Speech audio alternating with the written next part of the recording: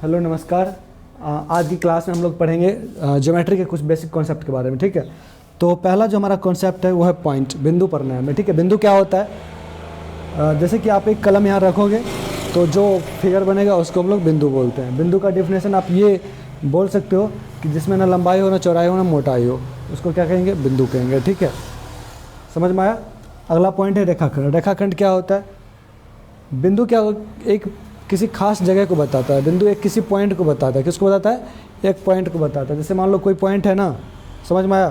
कोई पॉइंट है, कोई स्थान है, तो उस स्थान को दिखाने के लिए हम क्या लिखते हैं? बिंदु लिख देते हैं। समझ में आया? क्या लिखते हैं? बिंदु लिख देते हैं। ठीक है, अब रेखाखंड क्या होता है?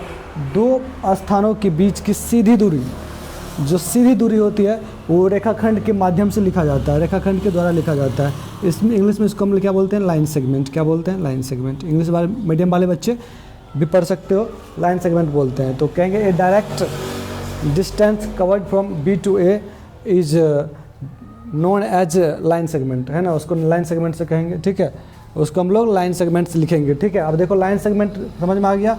तो लाइन सेगमेंट मतलब रेखाखंड समझ में आ गया। तो रेखाखंड को रिप्रेजेंट किया जाता है ऐसे, जैसे मान लो बी से ए है तो बी ए के ऊपर ये ऐसा एक लाइन खींच दोगे, है ना? बार जिसको बोलेंगे, बार बोल सकते हैं। तो ये हमारा क्या किसको रिप्रेजेंट करेगा? रेखाखंड को रिप्रेजेंट करेगा। थर्ड जो हमारा कंडीशन है वो है जब इस रेखाखंड को तुम दोनों तरफ अनंत रूप से बढ़ाओगे तब जो फिगर प्राप्त होगा या चित्र प्राप्त होगा उसे हम क्या कहेंगे? रेखा। थर्ड हमारा क्या है? रेखा। जब दोनों तरफ अनंत रूप से बढ़ाएंगे तो इसको कहेंगे रेखा। समझना है बढ़िया से? रेखा। रेखा के बाद हमें क्या समझना है? रेखा के बाद समझना है किरण। जब किसी रेखाखंड को एक ही और अनंत रूप से बढ़ाते हैं वहाँ पर जो चित्र बनता है उसको हम लोग बोलते हैं किरण। रेखा को दिखाने के लिए हम लोग लिखते हैं ए बी के ऊपर ये वाला साइन। ठीक है, दोनों तरफ तीर का निशान डाल दो और रेखाखंड के लिए एक तरफ तीर का निशान डालोगे। ठीक है, तो ये हमारा हो गया, कुछ बेसिक पॉइंट था वो समाप्त हो गया। ठीक है, अब हम पढ़ते हैं क्या? अब हम पढ़ेंगे कोण के बारे में। कोण क्या होता है? ठीक है, कोण क्या होता है या एंगल क्या होता है? ठीक है, कोण क्या होता है या एंगल क्या होता है? इसका डिफिनेशन लिखेंगे when two different rays have same initial point such type of figure is called angle. ठीक है, जब दो किरणों का प्रारंभिक बिंदु क्या हो? एक हो। अगर किसी को लिखना है तो वीडियो पॉज करके जो मैं बोलता हूँ वो लिखना है। ठीक है, बिकॉज हमारे पास उतना टाइम नहीं है कि हम मतलब अभी नए में उतना कुछ कवर कर सके, डिफिनेशन लिखा सके, तो मैं समझाने पर ज़्यादा जोर दे रहा हूँ। तो लिख लेना, जब दो किरणों का आरंभिक बिंदु समान हो, इस प्रकार बने आकृति को हम लोग जो है, इस प्रकार बने आकृति को क्या कहोगे? तो हम लोग कोण कहेंगे या एंगल कहेंगे। ठीक है, अब देखो कोण को डिनोट कैसे किया जाता है, रिप्रेजेंट कैसे किया जाता है? तो कोण को लिखा जाता है BOA या AOB। इसको पढ़ेंगे कोण AOB, इसको पढ़ेंगे कोण BOA। इंग्लिश में इसको पढ़ेंगे एंगल BOA और एंगल AOB। ठीक है, उसके बाद हम लोग एक चीज़ और है कि ज्यामिति में जो कोण होता है ना, एक थोड़ा एक्स्ट्रा बड़ा कॉन्सेप्ट है। ज्यामिति में जो कोण होता है वो 0 से 360 डिग्री तक ही होता है। ठीक है, किसमें? ज्यामिति में। लेकिन जो है त्रिकोणमिति में ऐसा नहीं है। त्रिकोणमिति में जो कोण है वो अनलिमिटेड बनता है। उसका डेफिनेशन वहाँ पे कुछ और है, अलग है। तो उसका मतलब डेफिनेशन ये है कि कोई किरण का आरंभिक बिंदु फिक्स रख के जितना बार रोटेट करोगे उतना कोण बनेगा। ठीक है, तो वो अभी हमें नहीं पढ़ना है। ठीक है, तो कोण समझ में आ गया। अब हम लोग पढ़ेंगे कोण के प्रकार। ठीक है, इसको मैं मिटाता हूँ, इधर नोट कर लिए होगे, और नहीं तो पॉज करके नोट कर लेना है। ठीक है, कोण के प्रकार। सबसे पहले कोण के प्रकार में हम लोग पढ़ेंगे कोण का प्रकार। कोण के प्रकार ये इम्पोर्टेंट है। कोण के प्रकार में पढ़ेंगे पहला क्या है? न्यून कोण। क्या है? न्यून कोण। न्यून कोण क्या होता है? इसको इंग्लिश में बोलते हैं एक्यूट एंगल। Acute angle. ठीक है, एक्यूट एंगल क्या होता है? अब आप लोग लिख लेना, वैसी एंगल जो 0 से बड़ी, वैसे कोण जो 0 से बड़ा हो और 90 डिग्री से छोटा हो, उसको क्या कहेंगे? एक्यूट एंगल कहेंगे। 0 से बड़ा 90 से छोटा, 0 से बड़ा 90 से छोटा, तो क्या आएगा? इसको ऐसे लिखेंगे 0 is less than theta is less than 90 degree, या आप यहाँ पे मान सकते हो कोई कोण ए मान लो, है ना। तो ये क्या आएगा, जब 0 से बड़ा और 90 से छोटा होगा तो न्यून कोण होगा। दूसरा क्या आएगा, अधिक कोण। अधिक कोण क्या आएगा, अधिक कोण क्या आएगा, तो अधिक कोण आएगा इसका इंग्लिश में इसको बोलते हैं ऑब्ट्यूज एंगल। क्या बोलते हैं, ऑब्ट्यूज एंगल, ठीक है। अधिक कोण क्या होता है, जो 90 से ज़्यादा हो, जो 90 से ज़्यादा हो और 180 डिग्री से क्या हो, छोटा हो, उसको क्या बोलोगे, अधिक कोण। समझ में आ रहा है। उसके बाद थर्ड हमारा है समकोण। समकोण क्या होता है, एंगल इक्वल टू 90 डिग्री के कोण को क्या बोलते हैं, समकोण बोलते हैं, ठीक है। उसके बाद क्या होता है, प्रतिवर्ती कोण। प्रतिवर्ती कोण, प्रतिवर्ती कोण को हम लोग बोलते हैं रिफ्लेक्स एंगल। क्या बोलते हैं, रिफ्लेक्स, और इसको बोलते हैं राइट एंगल। समकोण को क्या बोलते हैं, राइट एंगल। समकोण को क्या बोलोगे, राइट एंगल। समझ में आया। अब रिफ्लेक्स एंगल क्या होता है बोलो, तो जो 180 से बड़ा हो, जो 180 से बड़ा हो और किससे छोटा हो, 360 डिग्री से, उसको कहेंगे रिफ्लेक्स एंगल और प्रतिवर्ती कोण। अगला हो जाएगा हमारा, इसके बाद हमारा क्या हो जाएगा, सरल कोण।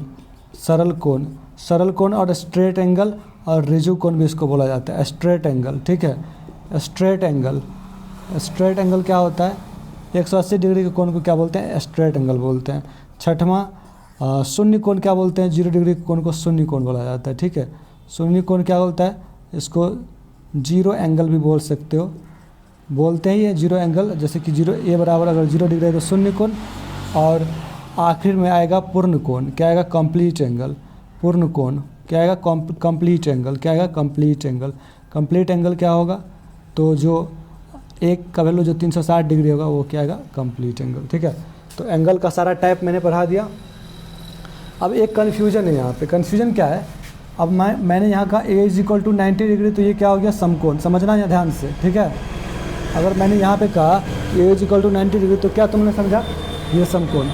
अब मैं बोलूँगा ए इज इक्वल, बता तुम कॉम्प्लीमेंट्री एंगल क्या होता है। कॉम्प्लीमेंट्री एंगल, कॉम्प्लीमेंट्री एंगल और इसी का नाम क्या है, पूरक कोण। क्या है, तो बहुत सारे बच्चे जवाब देते, बहुत तुम में से बहुत जवाब दोगे क्या, जो सर 90 डिग्री के कोण को पूरक कोण कहते हैं। जवाब देते हो ना, गलत है ये। 90 डिग्री के कोण को पूरक नहीं कहते हैं। जब दो कोणों का जोड़ 90 डिग्री हो तब इन दोनों कोणों को पूरक कोण कहा जाता है। एक साथ दोनों कोणों को एक साथ क्या कहा जाता है, पूरक कोण कहा जाता है। अकेले अकेले नहीं, दोनों को एक साथ पूरक कोण कहा जाएगा। क्या कहा जाएगा, एक साथ, ठीक है। तो अब यहाँ से देखो कैसे हो जाएगा, ए इज इक्वल टू हो जाएगा 90 माइनस बी। इसका मतलब अगर हमने एक कोण बी माना, दूसरा क्या आ जाएगा, 90 माइनस बी।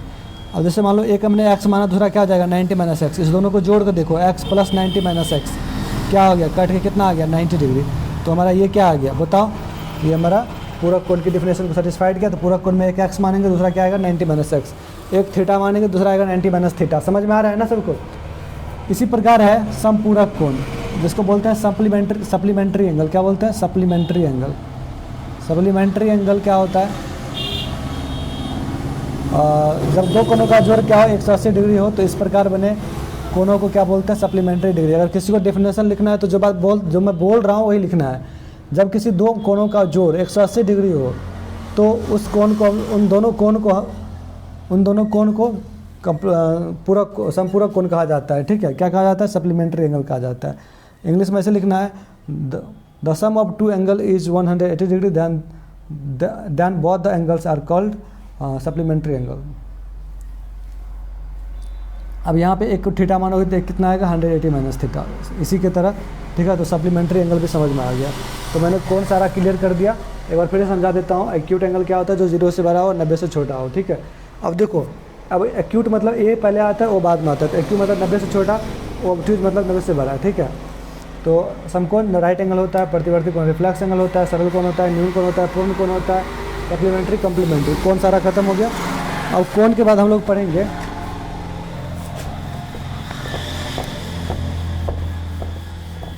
लाइंस के बारे में। देखो अब यहाँ पे हमारा एक कॉन्सेप्ट है। कॉन्सेप्ट ये है कि हमें पढ़ना है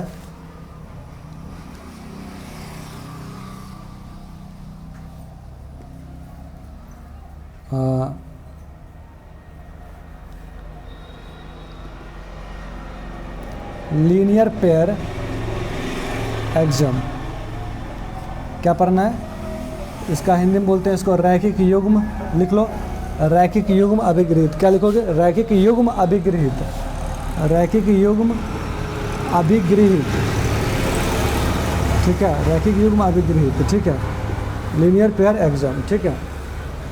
तो लीनियर पेयर एक्सम का परिभाषा है वो मैं लिख देता हूँ, ठीक है, लिख देता हूँ। जब किसी किरण, जब किसी रेखा पर से कोई किरण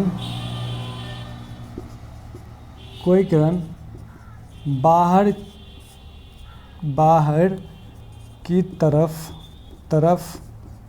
गमन करती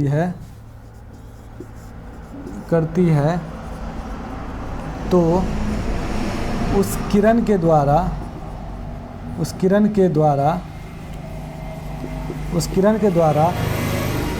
रेखा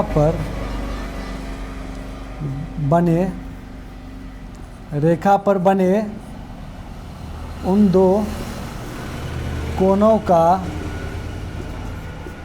योग 180 डिग्री होता है। अब देखो इसका कोई प्रूफ नहीं है, क्यों? क्योंकि एक्सम जो होता है ना वो प्रूव किया हुआ स्टेटमेंट होता है, आप खुद उसे देख सकते हो, ठीक है। जैसे मान लो ये हमारा कोण है, तो ये हमारा कितना आएगा? जानते हैं पूरा एंगल क्या 180 डिग्री है, इसको और इसको मिलाने से कितना होगा? कम हो जाएगा? नहीं, बिल्कुल नहीं कम होगा, वो भी 180 डिग्री ही होगा। समझ में आया? चलो, तो जब किसी रेखा पर से कोई किरण बाहर की तरफ गमन करती है तो उस किरण के द्वारा रेखा पर बने उन दो कोणों का योग हमेशा क्या होता है? 180 डिग्री होता है। चित्र कुछ इस तरह का बनेगा, आकृति नोट कर लेना। मान लो ये O है, ये हमारा रेखा क्या है? AB है, और ये हमारा किरण क्या है? OC है। तो ये कोण AOC प्लस कोण BOC, इन दोनों का जोड़ कितना आएगा? 180 डिग्री आएगा। यही हमारा क्या है? रैखिक युग्म अभिगृहित है, लीनियर पेयर एक्सम है। समझना है, ठीक है। इसका बहुत सारा उपयोग है, आगे पढ़ेंगे। अब एक्सम क्या होता है? एक्सम वो चीज़ होता है जो प्रूफ किया हुआ स्टेटमेंट होता है, उसको हम एक्सम बोलते हैं, ठीक है। और थ्योरम वो होता है जिसको हम प्रूफ कर सकते हैं। अगर कोई कहेगा एक्सम का प्रूफ बताओ, तो बोलना भाई एक्सम का कोई प्रूफ नहीं होता है।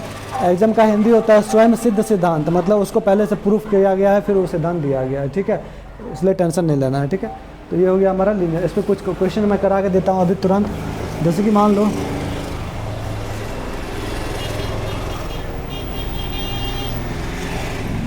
कि ये एंगल x दे दिया, और ये मान लो 50 डिग्री 150 डिग्री दे दिया। अब बोला कि x का वैल्यू निकालो, तो क्या आएगा?